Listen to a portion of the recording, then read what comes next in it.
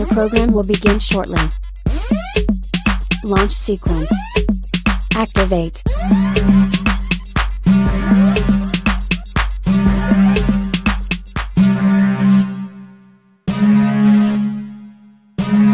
Warning, the following content is not politically correct. Viewer discretion is advised.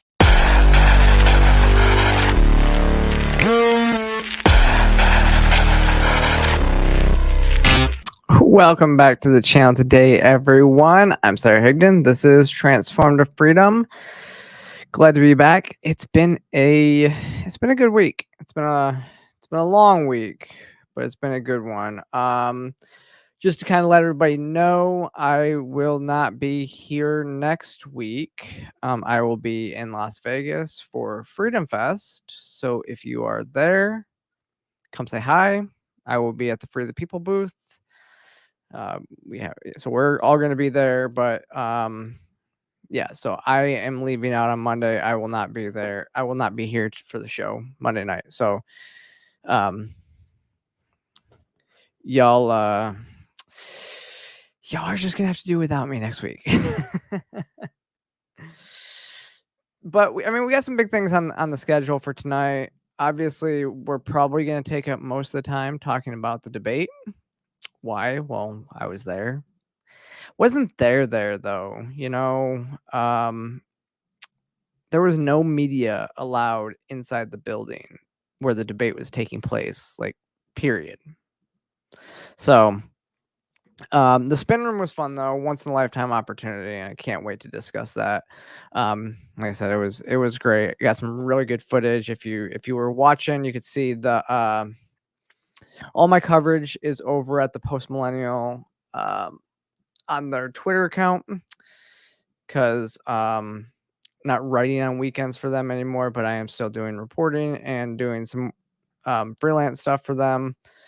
And so you can see all my work, all my coverage. I didn't just get debate coverage. I'm not really going to talk tonight about it, but there was protest of the debate, and it was really interesting to see the protest of the debate, because it was they were anti-Israel, pro-Palestine, pro-Hamas protesters, but they were focusing their energy against Joe Biden. So I don't think that those people are going to really vote for anybody, to be 100% honest. I think that they would be the people to abstain from voting. But they were calling, there was one chant that they did that was Biden, you're a liar. And so yeah, it was really interesting. But I got that footage. That was kind of across the street from the debate. Had to walk a lot, so I was sore on Friday because they had the road closed. So 10th Street going into the CNN building, they had that closed, and so I was able to walk across it before Trump got there. I tried to get video shot of the motorcade. They wouldn't let me do that coming in.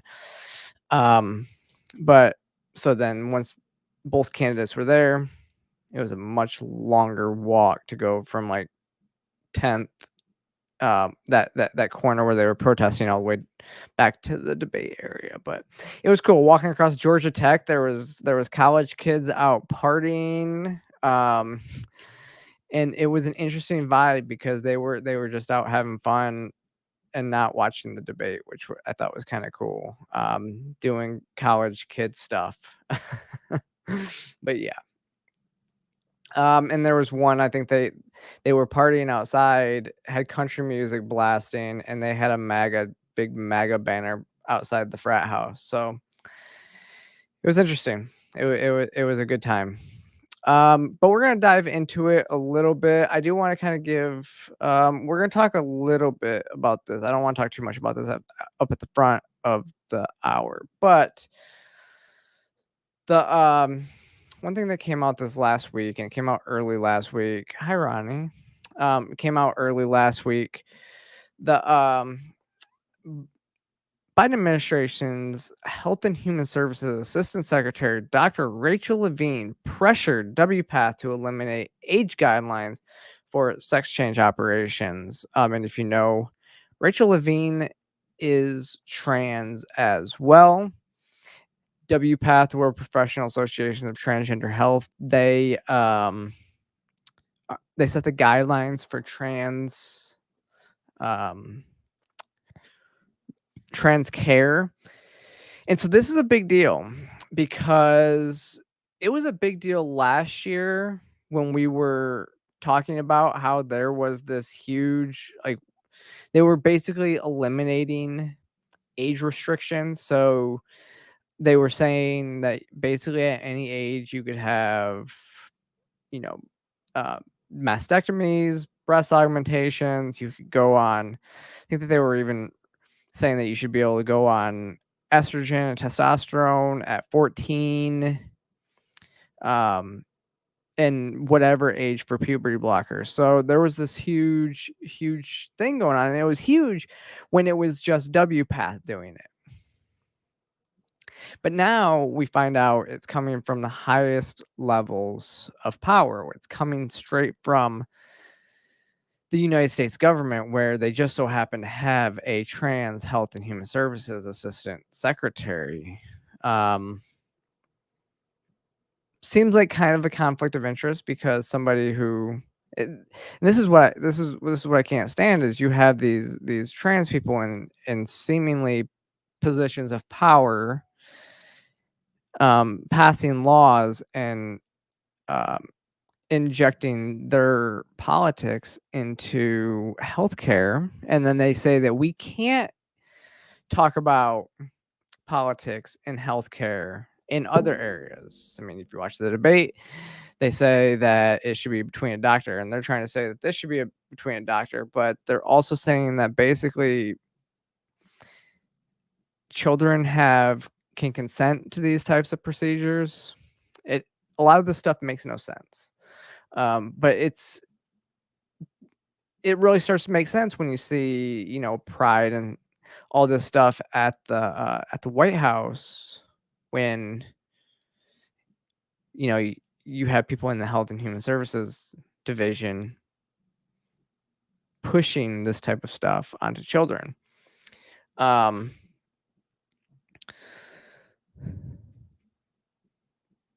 So let me see. Levine's reason was to further the progress of LGBTQ political agenda, and not for medical or scientific reasons. Levine did not want the guidance to fuel more laws prohibiting sex changes. Dr. Marcy Bowers, trans surgeon, who we've talked about plenty of times on this, is the president of WPATH. Operated on it was Jazz Jennings. Tried to claim that it wasn't political. The politics were already evident. WPATH doesn't look at politics when making decisions. But remember, Marcy is also the person who said that no child that she's ever operated on that was fully blocked at puberty was ever able to achieve full sexual satisfaction as an adult. And yet they still think that children can consent to a sexless life when they become an adult.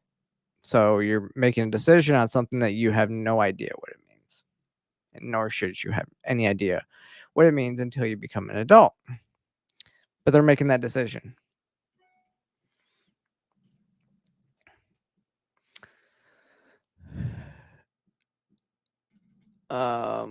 But there was newly released emails that showed that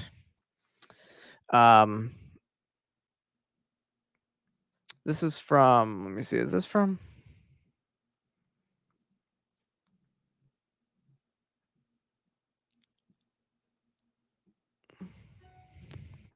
Dr. Levine, that should be taken as a charge from the United States government to do what is required to complete the project immediately, which is to complete the Standards of Care 8. Assistant Secretary Levine also attempted to and did influence the substantive content of the Standards of Care 8 based on political goals rather than science. Specifically, Assistant Secretary Levine, through a staff member, pressured WPATH to remove recommended minimum ages for medical transition treatments for the Standards of Care 8, which it did.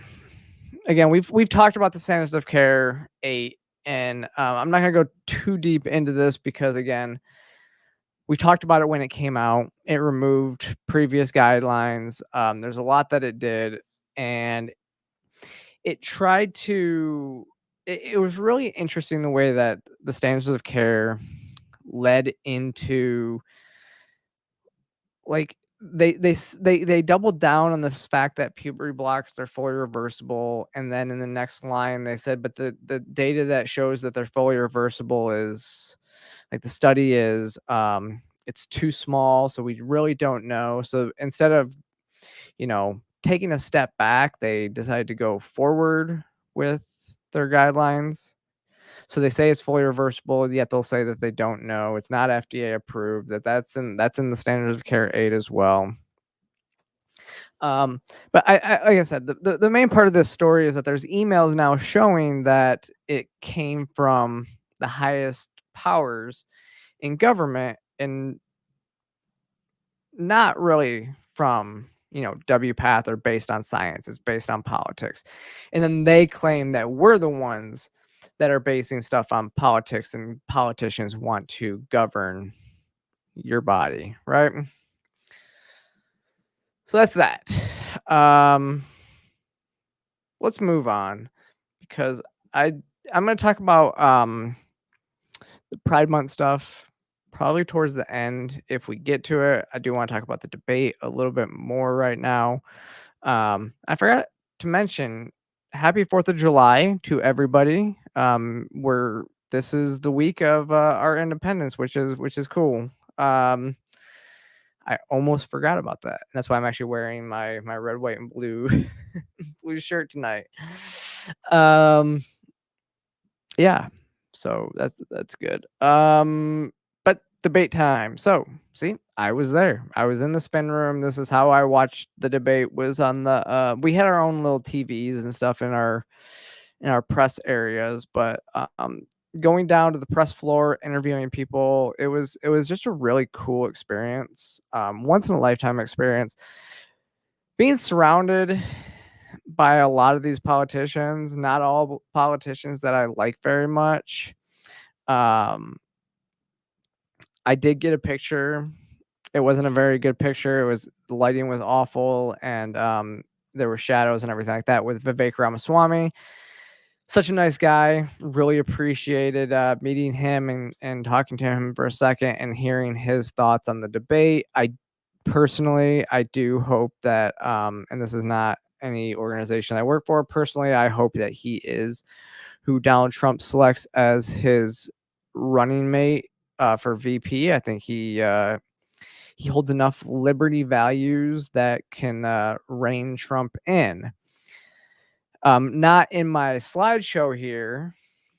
One of the concerns I have with the Trump administration is the fact that Lindsey Graham from South Carolina was there that night as well. So you have somebody like Vivek who understands, and I'm going to play a clip here in a second, understands crypto. He understands more free market liberty values. Obviously, he was bringing libertarians in. He interviewed. We did a Kibbe on Liberty at Free the People with him from Pork Fest last year. He was at Freedom Fest last year. He was courting a lot of libertarian voters. In Iowa, he had people like Josie, the redhead libertarian, and other libertarian-minded people working or covering his campaign through Iowa. So he's very liberty-minded. What gives me pause about Donald Trump, though, like I said, is his tendency to surround himself with deep state neocons like Lindsey Graham. Like, that gives me so much pause. And I will tell you that it wasn't that he just, and you might say, well, Lindsey Graham was just there to support Trump and all this stuff. And you might think that. Except when I was standing right there, he was on the phone with Donald Trump. So Trump called him while he was standing right next to me, which was, again, interesting experience because there was only a couple reporters over there, and he didn't really make it discreet that he was talking to the president while standing around a bunch of reporters. And yes, Lindsay, if you're watching this, I have a photographic memory. I remember your side of the conversation perfectly. In what you were telling him about foreign policy at the time. I just hope that Donald Trump doesn't listen. I hope he realizes that all you're doing is stroking his ego. The only reason why he keeps you around is because you like to is because you stroke his ego so much. It was kind of embarrassing to watch somebody so taken aback by somebody like Donald Trump. I like Trump for political reasons, but there would be some graphic ways that I could describe how Lindsey Graham was talking to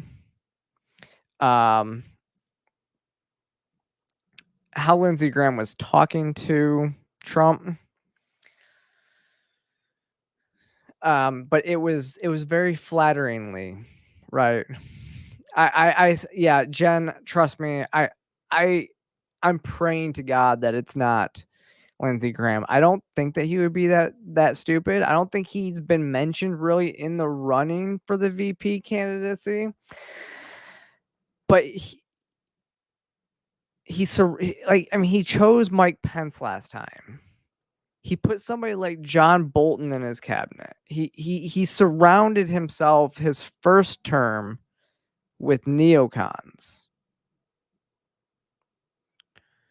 And it's kind of amazing when you actually see how he surrounded himself with neocons that we didn't go to war in his first term. Because those neocons, were chomping at the bit. But it's interesting because I got footage. Byron Donald's team was great. I talked to him and his staff for a little bit, just off camera. It was a great conversation. We were just having fun on the floor for the most part pre-debate. Post-debate, it was a little bit crazy.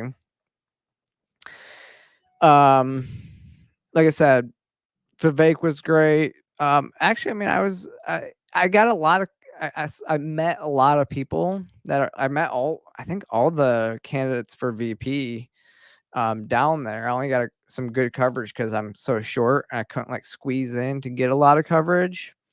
But one good thing about being short is I can generally get into the tough spaces, but if I can't get in there, then I can't get a camera on it.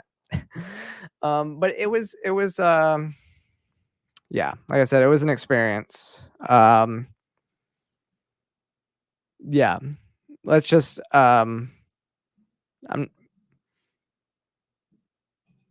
it just threw me for a loop when I was standing at the top of the stairs getting ready to leave, and actually I was throwing my jacket on so I could camouflage myself as I was getting ready to leave, and seeing Lindsey Graham there kind of threw me for a loop. So, but let's go into the debate. So this was bad. Actually, this was going back to what we were talking about before. This was talking pre-debate. This was some footage I got. And this is one of the reasons I do like Vivek a lot is his crypto stuff. Talking about crypto, and I was able to ask about digital fiat and if that's why he thinks some the Biden administration's moving in certain directions when it comes to crypto, because digital fiat would be the social credit score system that we have. So here, here's what he said.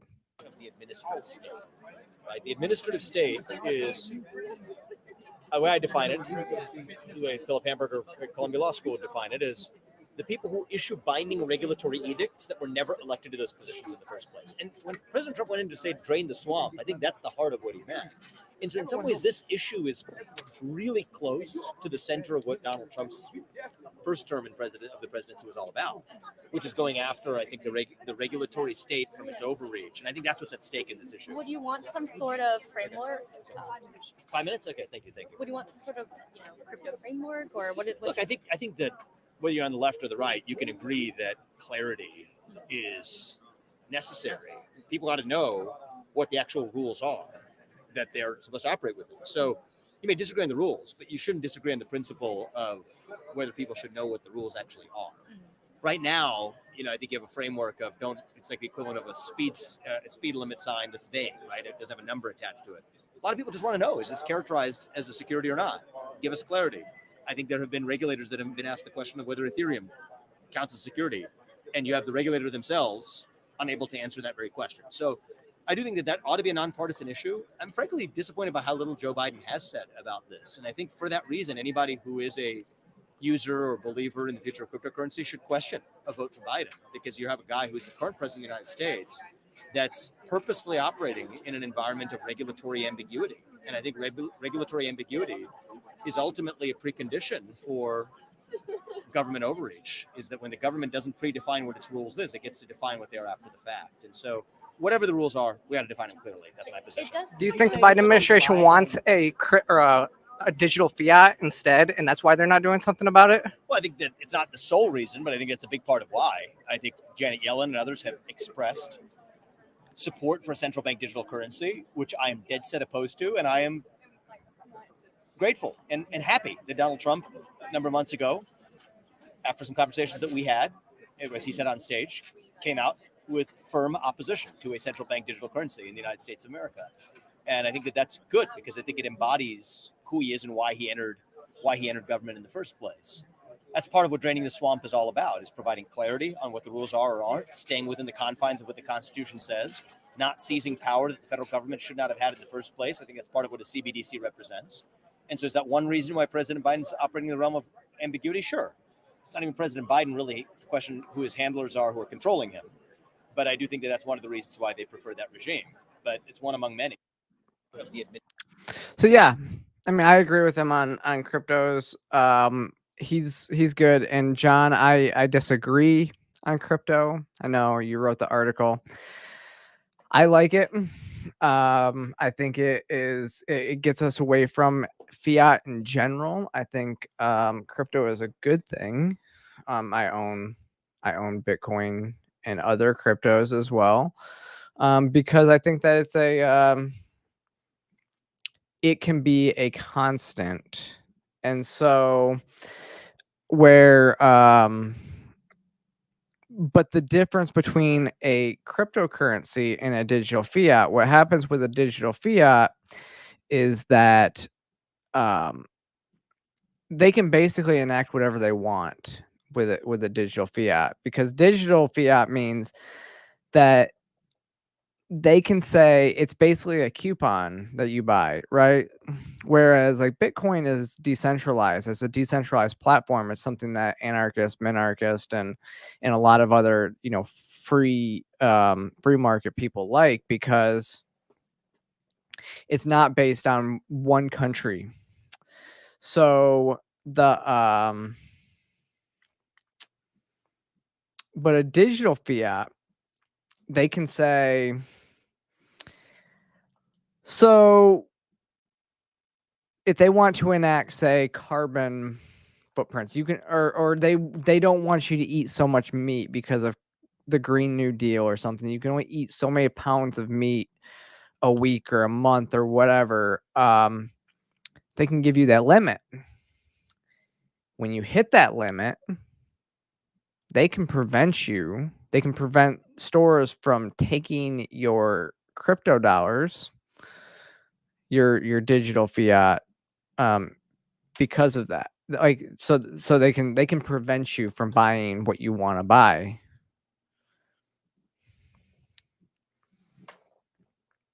Now, John, I do disagree.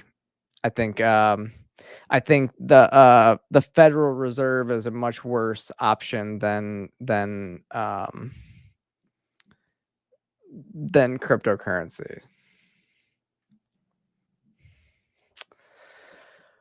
But we'll move on. There was another good clip where Vivek,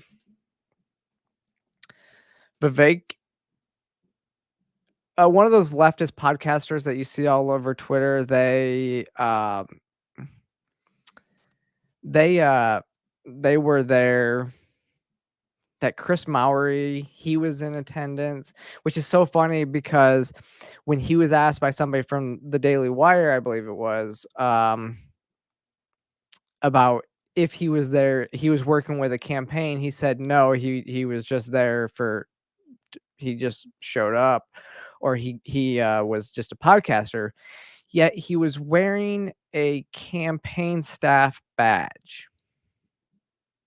So it was really interesting. He was wearing a campaign staff badge. But yet denies that he's working for the campaign. We know that him and Harry Sassone, they both have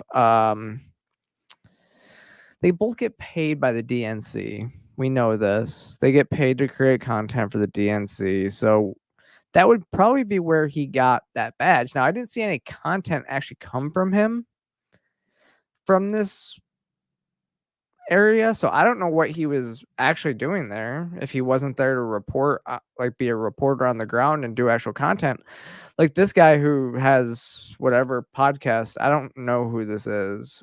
He looked familiar, but I don't know his name off from anybody. So here. What's your response to What, say that again? One of the attacks against Trump is commonly he wouldn't uphold the Constitution. What's your response to that? My response to that is that's a lot of projection from the people who are making the accusations. Does The reality call is, for the termination of the Constitution?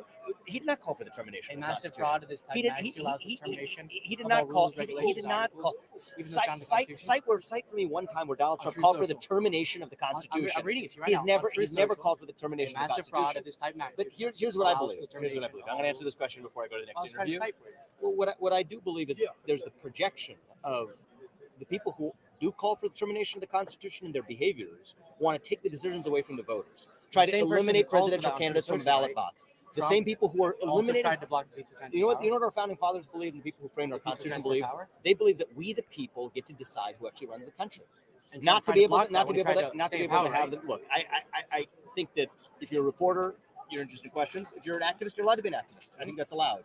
So I wish you well in your journey as an activist. But if you're interested in actually being a reporter, go to the heart of the facts of what each candidate has done and what they've said. And never in American history have we seen the wielding of prosecutorial power to try to eliminate a candidate in the middle of an election while you had extrajudicial means of removing them Do we from the have evidence ballot. yet of that? And But I that's do an want insult. to So that's the Question answer. before That's you the head answer. out. So the question was something about Trump wanting to eliminate the Constitution, where obviously that's not the case. I've never heard him actually say that. And what Vivek is saying is, yes, it's a lot of projection from the people making that claim, because it's those on the left who are trying to imprison their political opponent and ruin democracy, right? They always chime in and claim about democracy, yet they don't care about democracy as they are trying to jail their political opponents, while also trying to claim that Trump wants to jail his political opponents. There's so much projection happening in these types of things. This was an interesting one too. This was Byron Donalds talking about the motivations behind those that are going after Trump. And these two interviews took place actually before the debate ever happened. I don't have the other the videos of people like Matt. I have there's a video of Matt Gaetz, there's a video of Ben Carson, there's a video of Vivek. after the debates, I also had one that I didn't send over because it wasn't very good quality of was it Elise Stefanik? She seemed pretty good too, but it was a lot of the same stuff that the rest were saying, and it wasn't a great video because I'm so short I couldn't get in there. But here's Byron Donalds. This was pretty good. Now, I will say this. There are black men that come and talk to me personally when I'm on the road, whether it's here or anywhere else in the country, who are saying, damn, you go after Donald Trump like that on some BS charge? I've had black people tell me, you've seen that happen in the past, and that was wrong then, and they see it, and it's wrong now. And what they're saying to themselves is, if you don't go after your political rival like this, dang, well, let me see what he's talking about. Because it's not like things are going great in America for everybody. They are not. People are struggling. You guys are reporters. You're all struggling. I know it's hard to make ends meet on a reporter's salary, and you got to deal with high prices like everybody else. So you have Joe Biden's Department of Justice going after Donald Trump. People see that for what it is. It's political interference. They don't like it. It's not fairness. It's not blindness of the law. That's why people are opening up their eyes to Donald Trump. So I would caution people to not get caught up in headlines and spin. Go look at the facts and what he actually said. And it's on YouTube. I back up everything I said. The clip is on YouTube. You can go watch it. We had great panelists in the barbershop in Atlanta. Yeah, so I mean, that was we've talked about that a little bit on the show, where people constantly talk about people are starting to perk their ears up because it is very much projection. When you go after a political rival like that, it's like, what are you scared of? If you are going to try to sentence a political rival to jail, like you're going after them that hard, then maybe this person really has something to say. Maybe this person is somebody I should actually be looking at, because you are now scared that they are going to win because their message is stronger. So I think that's it's a great point, great topic to talk about. And then we go right into the actual debate. Now, I'm just gonna say it straight out. The energy in the room. Well, I mean, I would say some of the people. I was in a small. I mean, while the debate was happening, we kind of were like, you know how stadiums are set up. There was like little cubes areas where we were all kind of assigned. There was only like 4 or 5 of us in the area where I was at. But after the debate, gosh, the energy in the room was kind of nuts. You had the entire Trump campaign, all the VP candidates, surrogates for the campaign were stationed around the spin room floor, getting interviewed, giving statements, claiming victory, all of that stuff. And then the Biden campaign, you had reporters that were specifically sitting there waiting to get statements from Biden surrogates, and it was about 30 minutes, maybe an hour after the debate ended, where finally Raphael Warnock and Gavin Newsom, they all mingled into one section in the hall together. They were giving like one statement. So it wasn't like their surrogates like spread out amongst all the reporters. The Democrats went to one area to give like one statement, and then Gavin Newsom, I think, broke off to do media hits. And so it was very different between the two campaigns. Like I said, the Trump campaign was very just open and out everywhere, willing to talk to anybody and everybody, where it was very secluded for the Biden administration. They didn't want just people out randomly talking to reporters and all this stuff. It was very controlled.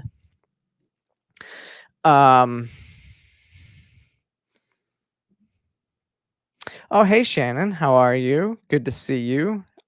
Over on X, more people need to be on over on Twitter's the X. I didn't know. So your Governor Pritzker was there. I did not realize that. So that was the thing, is I saw Raphael Warnock. I did not see JB Pritzker.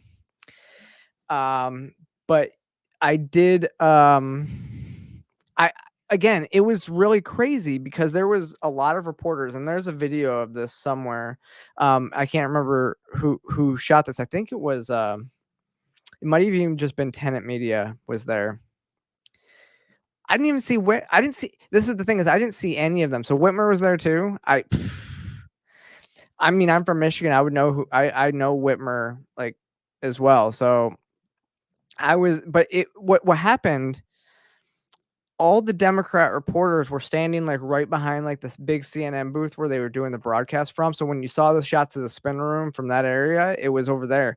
But I would say it was really crazy because, like I said, all the Trump circuits were all over the floor, and then all of a sudden, the Democrat conglomerate snuck in, and all the reporters rushed to one side and like surrounded them. And so it was like 3 or 4 reporters deep. There was no way I was even getting anywhere close to the Democrat circuits over there. Like they rushed in. And I just knew that Raphael Warnock, who is the Georgia senator, was in there, but I knew Gavin Newsom was kind of wandering. I saw him early. I saw him well before the debate. I got one of the first oh, thank you. I love this shirt too. But I saw him. I got one of the first interviews with I got one of the first interviews with Gavin Newsom very early on, well before the debate. But it was really interesting. Yeah, the Democrats didn't really want to talk to, just like do individual interviews with the media like the Trump people did. I didn't really even know who all was there. And one of the reasons I've been more talking about Gavin Newsom possibly being the person to replace Biden is because he was the prominent member there. Now, if Whitmer was there, so Newsom's vibe was he was just, honestly, he was just a chill vibe. Again, I think a lot of the reporters that saw him at the beginning, they were more leftist reporters, so it was very easy on him and everything like that. And again, I saw him and got the coverage, and you can go on the Post Millennial page and see the video that I got from him in the hallway. But he was, bunking the idea that they were going to replace Biden, that he was going to be a person to replace Biden. He was standing by Biden at that time. Obviously, we know after the debate, he did interviews on the major news networks, even the leftist news networks, and he was still kind of sticking by that narrative that Biden's the guy. But it was hard. His whole vibe, his whole demeanor had kind of changed after the debate. His whole demeanor had really changed, really changed after the debate. He looked exhausted after the debate. Now, it was like midnight here. Yeah, I didn't get home until like 12:30, so it was late here. Let's look at the debate a little bit. This was one of the sections of the debate where it really describes exactly how most of this debate went when it came to Joe Biden. The total initiative relative to what we're going to do with more Border Patrol and more asylum officers. President Trump? I really don't know what he said at the end of that sentence. I don't think he knows what he said either. Look, we had the safest border in the history of our country. The border, all he had to do was leave it. All he had to do was leave it. Yeah, there's a lot of those points in this where I don't think Biden knew what he was talking about. I don't think anybody knew what Biden was talking about half the time. He would start talking about something and wander into something else. He couldn't string 2 sentences together. And then it's really interesting because the Biden administration keeps saying it was like he knew that no matter what Trump said, the claim coming out of this was going to be that Trump lied. So every time Trump said something, even whether it was true, whether it was a fabrication or a lie or anything like that, the claim was the response was always going to be that's simply not true, or some sort of fashion after that. Fact is, they probably lied about the same. We know that there was a lot of lies, but they came from both sides, and it wasn't, I mean, I don't think Trump lied nearly as much as Biden, just from looking at fact checks and stuff like that. But I wanted to play this clip, though, too, because this is one I wanted to talk about, because it doesn't work like this at all. So, President Biden? There was no inflation when I became president. You know why? The economy was flat on its back, 15% unemployment. He decimated the economy, absolutely decimated the economy. That's why there was no inflation at the time. There were no jobs. We provided thousands of millions of jobs for individuals who are in all communities, including minority communities. We made sure that they have health insurance. We have covered, if the ACA has increased, I made sure that they're $8,000 per person in a family to get written off for health care. But this guy wants to eliminate that. They tried 50 times. He wants to get rid of the ACA again, and they're going to try again if they win. We find ourselves in a position where the idea that we're not doing any, we put more police on the street than any administration has. He wants to cut the cops. We're providing for equity and making sure people have a shot to make it. There's a lot going on, but in inflation, he caused it by his tremendous malfeasance in the way he handled the pandemic. Thank so yeah, I mean, again, you're right. There is a lot of mannerisms that are very much the same with dementia and Parkinson's as well. I worked with somebody who had I was helping somebody take care of somebody that has Parkinson's at one point, and yeah, you're right. First off, with this though, how does this make any sense? Inflation was 0 because the economy was on its back. That just doesn't, it's not how this works. That's not how any of this works. The economy, lower inflation is good, is when the economy is good, because you're not printing as much money. You're actually, you know, the Federal Reserve is not printing as much money, that thus making the economy worse. Inflation makes the economy worse, not better. So if you have a low or no inflation, that's a good thing. That means the economy is doing very, very, very, very well. Second point, like you said, Shannon, there's the equity. We put more people in the police force. That's just blatantly false. He said that Trump advocated for the ending, like to cut the police force. Again, the Democrats are the cutting of the police force people. They are the defund the police movement, right?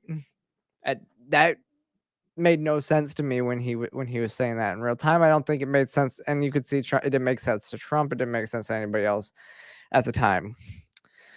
But following the debate, here we go. This is a pretty brutal ad. I mean, this kind of sums the entire debate up for Joe Biden, at least, perfectly. Both sides, making sure that we're able to make every single solitary person eligible for what I've been able to do with the COVID. Excuse me, with dealing with everything we have to do with. Look, if we finally beat Medicare, we're trying to provide housing for Black Americans. The impact on the choice, the idea that they're gonna, I'm proposing that everybody, they pay, the millionaires pay 1%. So no one after, I would not raise the cost of Social Security for anybody. I got my handicap, which when I was vice president, down to a 6. and wants to get rid of the ability of Medicare for us to be able to negotiate drug prices with the big pharma companies. What I'm going to do is fix the tax system. For example, we have 1,000 trillionaires in America. Billionaires in America. No one was hurt. No one Israeli was accidentally killed, and it stopped. And I'm going to continue to move until we get the total ban on the total initiative relative to what we're going to do with more border patrol and more asylum officers. Yeah, that kind of sums it all up, right?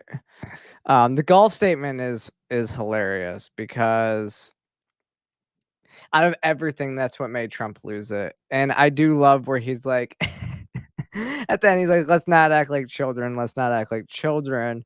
And Joe Biden goes, you're the child. You're acting like a child, which is, oh, it was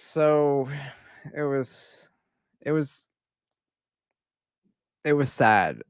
Literally, it was sad. And if you've watched me for a while, you know I've been saying what they're doing to Joe Biden is elder abuse. And I've been calling it elder abuse for a very long time. However, it was this week that elder abuse was actually trending on Twitter after this. Like I said, I've been calling it this for a while. We know that Joe Biden is not there. The debate showed that he is not sharp, and now the left is melting down over this. And it's really telling, you know, when you have the Biden administration coming out here telling you that Trump is the Biden administration wants to make you think that Trump lied the entire time and that it's all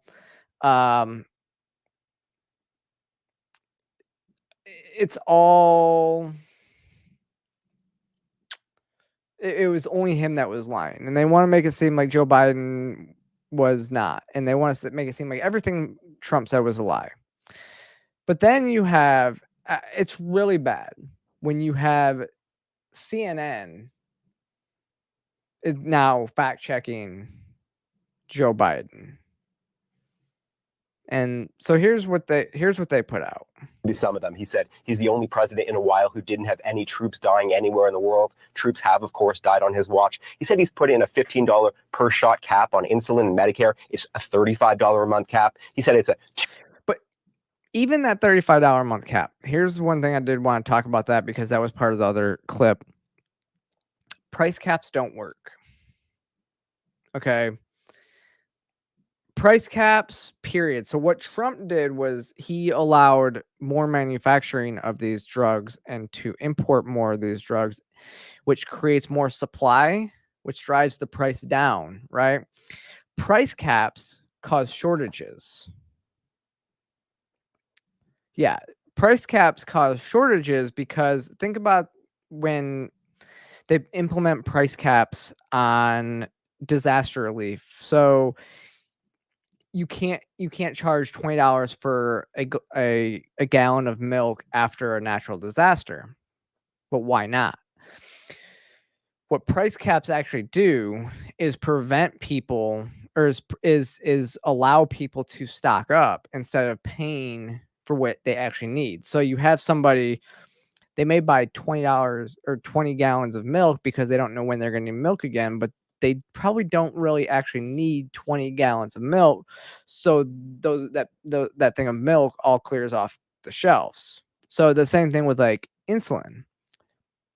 If you put a price cap on it, people are actually hoarding insulin because they don't know if it's gonna be back ordered or whatnot. So they're actually gonna hoard the insulin. And so other people who actually need it as well can't get it. And then when you have regulations on supply like they do, then there becomes shortages. Whereas like I said, when you have more supply, like an overabundance of supply, things get cheaper. It's inflation, and it shows that they don't know how inflation works. They don't know how price caps work either, or they just don't know the basic. They don't know basic supply and demand principles. Price caps limit your supply and demand. You're not going to have more supply if the demand is not, if the price cap is there. You can't, like, demand can only go so high. Once you hit a price cap, you better hope that demand is not higher than that, because then you're going to run into shortages. They're dumb that way. $200 cap on overall drug spending in Medicare. It's $2,000 a year. He said the border now has fewer crossings than when Trump was in office. That's generally not true. He said, or at least strongly suggested, unemployment was at 15% when he took office. It was actually 6.4. He said Trump wants to get rid of Social Security. Trump doesn't. He said billionaires pay 8.2% in taxes. It's much higher. He said Trump told Americans to inject bleach amid COVID. We know Trump made foolish comments about scientists studying disinfectant injection, but didn't frame it as advice to people. And Biden said the Border Patrol endorsed him. No, its union supported the border bill he supported, never endorsed him himself. Think about this for a second. They've been trying to tell you that Trump told Americans to inject bleach for how long? And now CNN is admitting that that was a hoax. That was not true. That he made some statements about how can we. He was literally talking to his advisors and saying, how can we get something that you can inject into your system that just cleans the entire system, like a disinfectant? But he never said or said it as advice to anybody. And now even CNN is telling you that that's false. Like, they pushed this on their network, and now they're telling you it's false. The billionaire tax rate, again, that just makes no sense. There was so much stuff that he said that it just made it was like, if you've been paying attention for 2 seconds, you know that this is false. So the fact that CNN's doing it is what's really crazy. But, like, he even the fact that he brought up the very, like, Biden based this, like, the fact that he brought up the very fine people on both sides, like, less than a week after Snopes fact checked it and said that was a lie, he regurgitated the lie. Like, this happened like last week that Snopes did this, and he said it in the debate. Like, why did they not prepare him to be like, hey, we can't use this line anymore because it's been fact checked, like, by our side. Like, he didn't say that. He didn't. And anybody who's been awake for any real period of time knows that Trump did not say that white supremacists were fine people. In fact, when he said that there was fine people protesting on both sides, that it was the people that were peacefully protesting, not the white supremacists and not Antifa. He said specifically that they should be condemned. And Snopes went out and fact checked it. Like I said earlier, elder abuse trending on Twitter. I've been calling it that for a while now. It's been pretty clear. And some of the really interesting stuff. I mean, this is what you see happening. This is why the left has been melting down. And if Shannon, you're right. I did see your let me see. Where is that?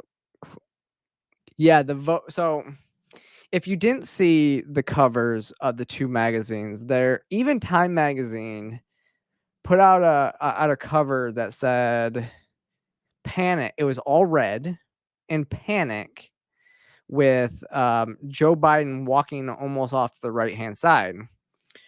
Whereas Vogue puts out a cover of Jill Biden in all white and basically like, yeah, we're fixing this. Like the person that's actually running the show is Jill Biden. And I wish, actually, I guess I didn't have that clip pulled up because, again, talking to Vivek Ramaswamy after the debate, I had a good video of that too. He literally says Joe Biden has family members that don't care about him because no person that loves you would put you through the hell that these people are putting through Joe Biden through right now. And so no, you're right, Shannon. We will never be on the cover of Vogue. But I mean, Caitlyn Jenner was on the cover of Vogue, so I don't know, right? But yeah, so the debate was interesting. I had a fun time down at CNN. It was really weird being around people that I just probably a lot of people that I probably wouldn't get along with very well. But it is interesting to watch everybody on the left start to push this narrative that now Joe Biden has to be replaced, or they at least have to consider removing him. And I've been talking about Newsom, and I think for me it was because Newsom was there. I saw Newsom. I think he's next in line. Kamala Harris is probably, I mean, there's a lot of egos. Michael Malice made a good point. There's a lot of egos and people like Kamala Harris, Hillary Clinton, possibly Michelle Obama. I don't think Michelle Obama probably even wants to be in politics. She said she doesn't. Why would she when her husband controls everything or when her husband has influence behind the scenes and she can just live this lavish lifestyle? Why would she want to be president? I don't know. I don't know if Hillary wants it anymore. She hasn't really she didn't run in 2020, and I don't know if she would push for it. But you do have people like Whitmer, Pritzker, and stuff like that. I just don't think that they have the seniority or the name recognition to be able to step in right now. And like I said, Kamala Harris is like the most unlikable politician. She would have won like 1% of the vote in 2020, but Tulsi Gabbard ended her political career, and the only reason why she has a political career still is because she was chosen to be the VP. Like, that's it. So I don't think she would be it. Gavin Newsom's the only one that really makes sense, and it's California, and you need a big win in California. So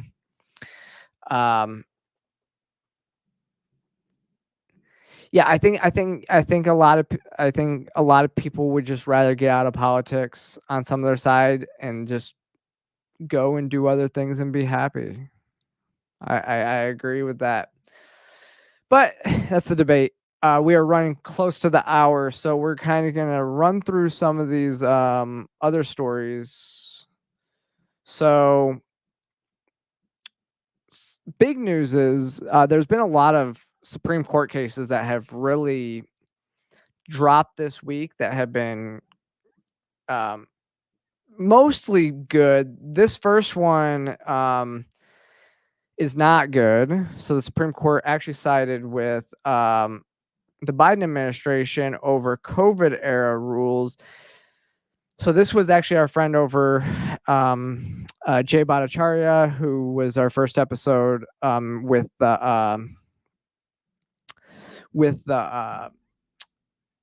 so Free the People. We have the Cover Up docuseries. Jay Bhattacharya was the first episode. He was one of the plaintiffs in this case about COVID era censorship of social media.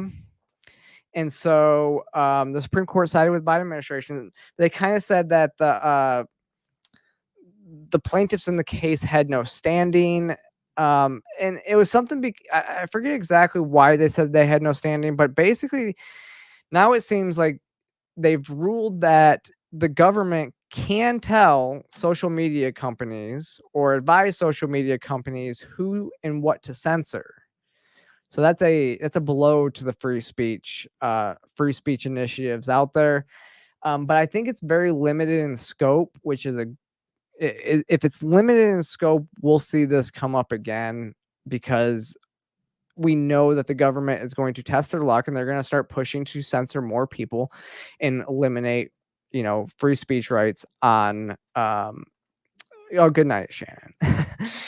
We're going to see people eliminate free speech rights on social media platforms. Now, the second ruling was the Supreme Court rules in favor of January 6ers, claiming that the Department of Justice incorrectly charged hundreds of defendants for obstruction of an official proceeding. So there was, about 350 people who entered the Capitol building on January 6th who were charged with an obstruction of official proceedings under that code. But the Supreme Court ruled that they incorrectly charged them because they didn't actually obstruct anything.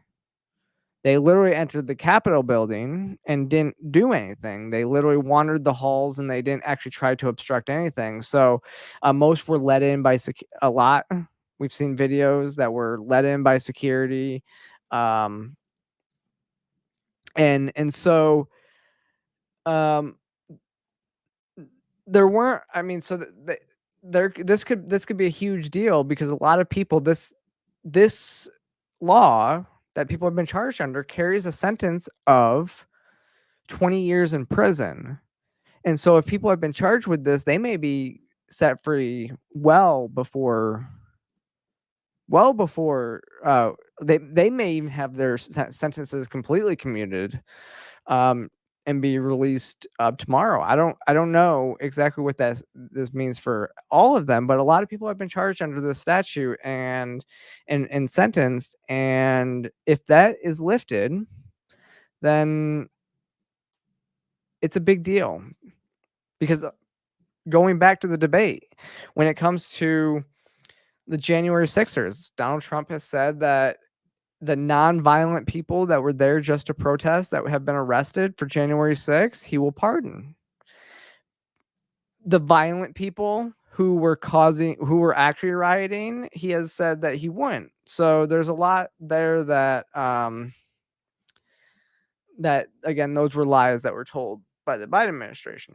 But this is a big deal. It's a big ruling. I again encourage you to go read the actual text of the ruling. So that's another big one. We have the Supreme Court overturning a decades old Chevron ruling, which blocks federal agencies from interpreting ambiguous statutes. So that means, when we complain that the FBI, CIA, ATF, the HHS, all these unelected bureaucrat agencies that basically run our government are running our government because they are allowed to interpret statutes. This ruling says they can't, which means unless it explicitly says something in the law, unelected bureaucrats can't go do it, which they've been operating under this ruling that they could go do stuff based on this, and the Supreme Court overruled this, which means this is the first step to taking back our country, to making it an actual representative republic, rather than an oligarchy where these unelected bureaucrats run our country. Because people think that our federal government, our federal the elected officials actually run our government. No, they just make laws. So when you see something like Rand Paul going after Fauci and Fauci lying in front of Congress and then them catching him in a lie, Rand Paul really can't do anything. He has to go to the Department of Justice to prosecute. So that if the Department of Justice decides not to prosecute, there's not a whole lot that Rand Paul can actually do other than what we're seeing them do now in the House side when they're looking at charging, charging Department of Justice officials with contempt of Congress for not giving them all the information that they need. So there's this cat and mouse game that's happening right now, and now this ruling gives Congress back its powers to run the country as we elected them to do, not the federal and unelected bureaucrats.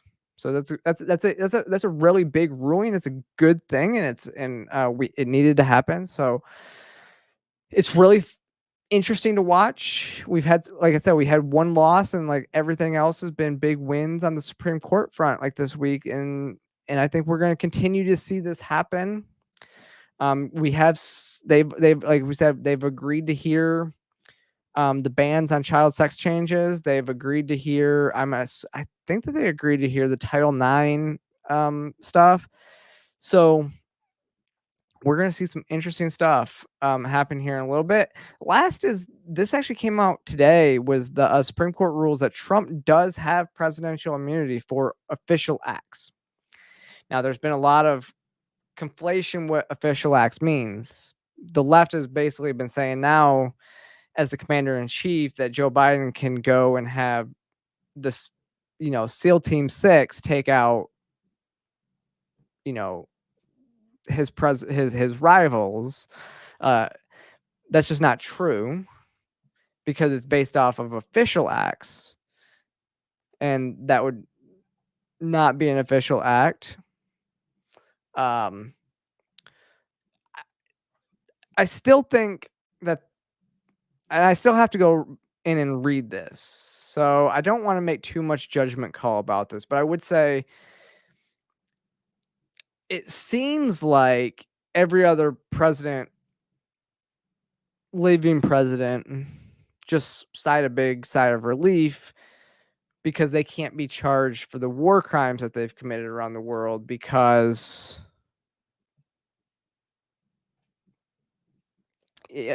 all the other presidents can't be charged with the war crimes that they've committed, that like Julian Assange, for example, highlighted. So I have to go back in. I see people that I know and trust quite a bit, like Spike Cohen and others that have said this is a good ruling. And so I trust a lot of those people, and it seems on its face that it's a really good ruling. It's mostly for President Trump, though, because they're saying he is immune based on January 6th stuff. So that's what brought this case to be. So we'll see where this goes. Like I said, I kind of have to dig deeper into this. This did come up today, so I didn't have time to really dive in and read what this one's about. But like I said, on its face, it looks good. I haven't read the dissent either, so we'll keep it there. On a different topic, Tractor Supply listened to its customers, ending its LGBTQ/DEI policies after boycott campaign. Which the fact that somewhere like a country supply store would have LGBTQ and DEI policies seems kind of weird to me, and that they thought that would be a good thing, but obviously it wasn't. So they reversed it. So that's a big win. That's just a win for culture war. DEI policies are being dropped everywhere. DEI policies, I believe that we should be allowed to run our businesses the way they want. Private organizations should be able to run the business the way they want. DEI in and of itself, if you're looking at diversity, equity, inclusion, if you're hiring people based on their skin color because of their skin color, and that's if your skin color is even a factor, or if your sexuality is, or your gender identity is even a factor in your hiring process, that is discriminatory, and it is a violation of the 68 Civil Rights Act. So DEI policies are a violation of that act. But I think that this is the way you do it. Boycotts work. If companies don't support your values, don't support them. I think that that's the way that it works in most situations, and it should work in most situations. I did want to play this. I'm not going to play. So I had screenshots and stuff from Pride events this month. I'm just going to say I'm glad Pride Month is over. I really am. I think everybody needs to remember, because we started seeing there's not a whole lot that happens in Pride Month, but most big Pride events are the last weekend of the month. So that's why we see a lot of, I was going to be in New York this weekend, but I had some other stuff I had going on. So I wasn't able to go to New York to cover Pride. But I will say other areas got really crazy. If you saw like Tenant Media and Savannah Hernandez, her coverage of San Francisco Pride, there was some really awful stuff and it was all like illegal stuff that police were told them that they looked the other way for Pride events. Like they knew it was illegal, but it was, pick your battle type day. But this is a good one. And this is my, my colleague over at the Post Millennial, hammers Megan Rapone, and it was she was absolutely right. And the reaction, nobody can, I mean, she has no response. She can't have a response, and she's all about trans athletes and stuff like that, males competing in female sports. So here you go. Oh no.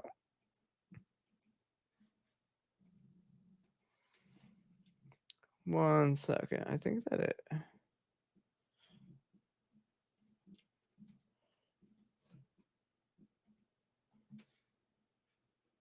Soccer team your U.S. women's soccer team famously lost to high school boys. Do you really think it's fair for these same boys to be competing in girls' sports? Do you think it's fair? Why should trans people compete against young girls? Do you not think that they're going to get hurt? Are they going to get hurt? I'm a journalist. I just want to know.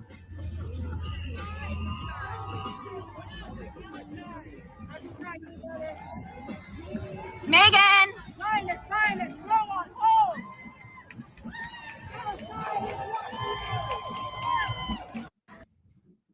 mean, she's right. She's right. Katie did a great job right there, and there was no answer. Absolutely no answer. I'm sure that they weren't expecting a question about this at, Portland. Was it? I think it was Portland Pride, or it might have been Seattle at Pride, but it was. And she had no answer. Obviously, she's not going to answer the question because there is no reasonable answer. It's like, yes, the U.S. women's soccer team lost to a U15 boys team, and yet they still think that males can play female sports. The difference is stark. The best women's team in the world loses to 15-year-old boys, 15 and under. Come on now.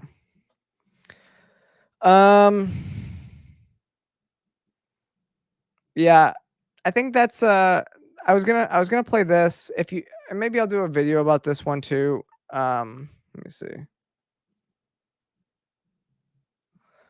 Not gonna play this video, but why is it not? Yeah, not gonna play this video. Okay, but maybe I'll do a. I think I 100% agree that this person, Josh Cedar, is trolling. I think that he is. It's either he's doing this to make a spectacle, or there is some severe mental illness, because there is a rumor that he just came out of a mental hospital. So I think there's something either going on, or because apparently he was like this womanizer. He was on The Bachelorette. He was dude who was more of a conservative person, and so I could see him being out here trolling and doing this to make a point against LGBT people, and inevitably they will follow him. But maybe I'll do a separate video about this. And like I said, I'm not going to play this video. This is from San Francisco Pride. This is 100% illegal, yet no laws are being enforced. Pick your own battles kind of day. So, yeah, that's what we're dealing with this week. I just want to say thank you all for joining again. Obviously, like I said, we went over like we tend to do on Mondays. Thank you so much for joining. If you haven't already, make sure you click that like and subscribe button. Follow me across all social media platforms, and I will see you next time.